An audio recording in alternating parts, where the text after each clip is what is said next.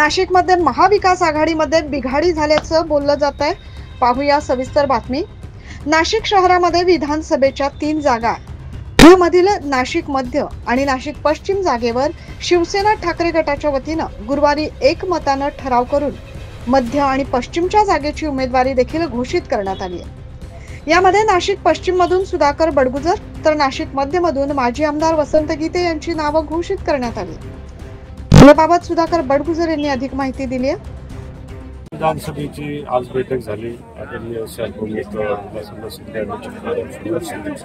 थोडं मोठ्या नेतृत्वाखाली आज सर्व पदाधिकाऱ्यांची बैठक झाली आणि एकमुखाने सांगितलं की हा मतदारसंघ पश्चिम मतदारसंघ महाविकास आघाडीच्या माध्यमातून शिवसेनेला सुटावा आणि उमेदवार म्हणून तुम्ही रण व्हावं अशा प्रकारचं या ठिकाणी ठराव करण्यात आला। त्यास मान्यता दिली। यासोबत इतर कुठल्या मतदारसंघांबाबत काही घोषणा झाली आहे? नाही, घोषणा मध्य आणि पश्चिम मध्ये मध्यमधनं वसंत लढतील आणि पश्चिम मधनं सुधाकर बडगुजर नावावरती सर्व पदाधिकारी ठराव त्या ठिकाणी केला। नाही, वरिष्ठांनी यापूर्वीच गोवेड दिलेला आहे, तयारी लागेल। ज्या जे मतदारसंघामध्ये आपल्याला घ्यायचे त्या मतदारसंघामध्ये यापूर्वी शपथ दिलेली आहे, तुम्ही तयारी। पण महानगर प्रमुखांनी सांगितलं।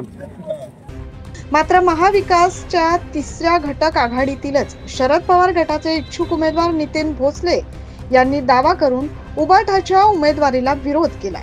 ऐकूया काय म्हणतात नितीन भोसले। नमस्कार। काल नाशिक शिवसेना उद्धव साहेब ठाकरे गटाची जी काही मीटिंग झाली आणि त्यामध्ये नाशिक मध्य आणि नाशिक पश्चिम मध्ये नाशिक मध्यसाठी माजी आमदार वसंत गीते आणि नाशिक पश्चिमसाठी सुधाकरजी बडगुजर जिल्हा प्रमुख यांचा त्यांच्या पक्षाने ठराव केला।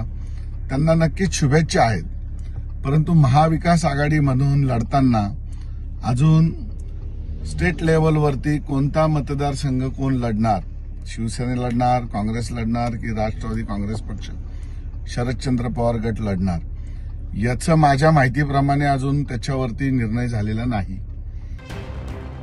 नाशिक मध्यमधून मागील वेळेस उमेदवारी केलेल्या काँग्रेसच्या इच्छुक उमेदवार हेमलता पाटील यांनी देखील काँग्रेसनं या आधीच या जागेविषयी ठराव केल्याचं सांगितलं।